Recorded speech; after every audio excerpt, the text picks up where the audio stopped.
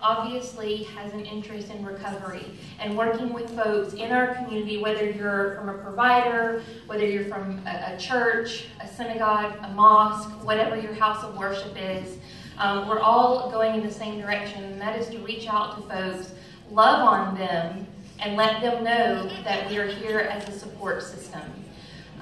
Whenever we first started working on this, we found that the faith-based community, sometimes there was a separation in the two. Sometimes we were all going in the same direction, and it's almost like we were all spinning our wheels in the same direction, but we needed to get in line more together, and I see that happening, and it's very exciting to see that happening. It's exciting that we don't have to all have the exact same belief system as far as our religion goes, but our belief system in every single one of us is the same, and that's that we want to help people. We want to show people love. So Kevin's going to talk a little bit more today about that we're definitely not trying to shove religion down anyone's throat. We're trying to love folks, and we're trying to reach out to them. There's two populations that I really felt led that I wanted you to think about as we go through the day today.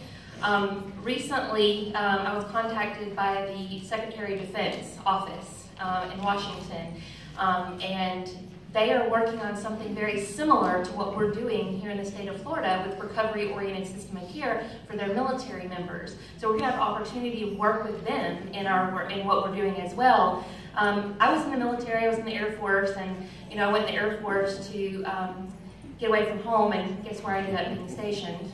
Tyndall Air Force Base, right down from my parents. So, but even though I was only in for a few years, I still saw that we were almost a different world when you're in the military. So think about folks who are in the military for 5, 10, 20, sometimes 30 or more years. It's almost like they're in a different world, and when they get out, they're plopped right back down into this world that we're all in, but they're not familiar. What is their support system?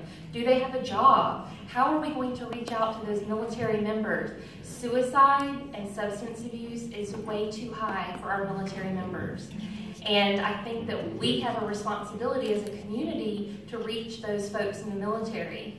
The other population I wanted to mention to you is those folks coming out of jail.